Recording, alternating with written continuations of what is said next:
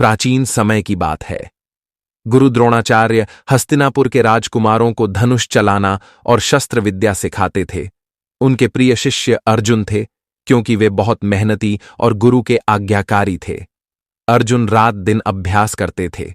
एक बार अंधेरे में खाना खाते समय उन्हें समझ आया कि बिना रोशनी भी हाथ मुंह तक पहुंच जाता है।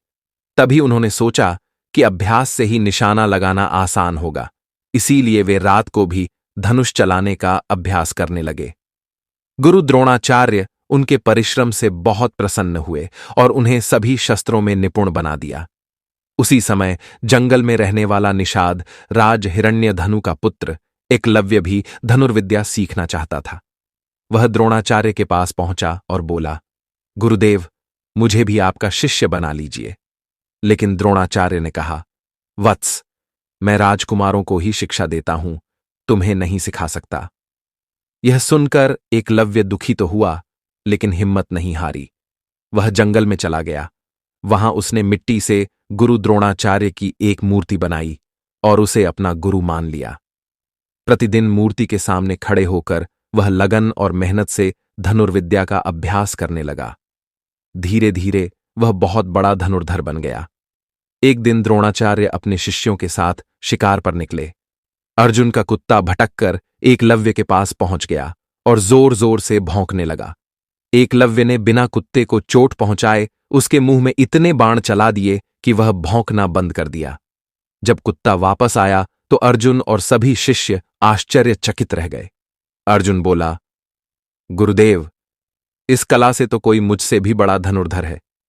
गुरु द्रोणाचार्य सबको लेकर एकलव्य के पास पहुंचे और पूछा, वत्स, तुम्हें यह विद्या किसने सिखाई? एकलव्य ने हाथ जोड़कर कहा, गुरुदेव, मैंने तो आपको ही अपना गुरु माना है। आपकी मूर्ति के सामने खड़े होकर मैंने यह सब सीखा है। यह सुनकर द्रोणाचार्य सोचने लगे कि अगर एकलव्य इसी तरह आगे बढ़ता रहा तो वह अर्जुन से भी बड़ा धनुर्धर बन जाएगा। उन्होंने कहा, वत्स, अगर मैं तुम्हारा गुरु हूं तो मुझे गुरुदक्षिणा दो। एकलव्य बोला, गुरुदेव, आप जो चाहें मैं देने को तैयार हूं। द्रोणाचार्य ने कहा, मुझे तुम्हारे दाहिने हाथ का अंगूठा चाहिए।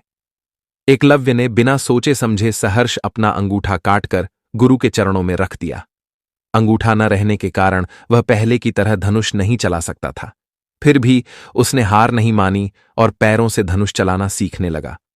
शिक्षा यह कथा हमें सिखाती है कि गुरु के प्रति सच्ची भक्ति कैसी होती है। कठिनाइयों के बावजूद मेहनत और लगन कभी बेकार नहीं जाती। सच्चे शिष्य में त्याग और अनुशासन का भाव होना चाहिए। कहानी अच्छी लगी हो तो लाइक करें।